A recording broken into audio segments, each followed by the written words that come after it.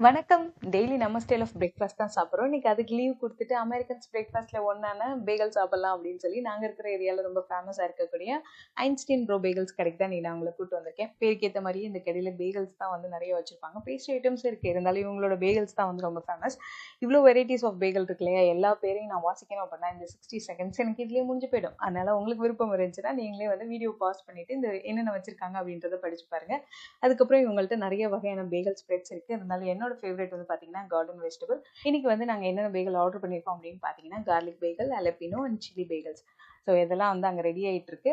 இங்கே அமெரிக்காக்குள்ள பேகல்ஸ் வந்து எப்படி வந்தது அப்படின்னு பார்த்தீங்கன்னா 19th சென்ச்சுரியில் வந்து போலண்ட்லேருந்து வந்து ஜூயிஷ் மக்கள் வந்து இமிகிரண்ட் ஆகி இங்கே அமெரிக்காக்குள்ளே வரும்போது அவங்க கொண்டு வந்தது தான் இந்த பேகல்.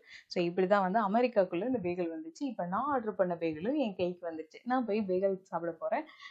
இது மாதிரி இன்ட்ரெஸ்டிங் வீடியோக்கு அந்த சேனல் சப்ஸ்கிரைப் பண்ணிக்கோங்க. பாய்.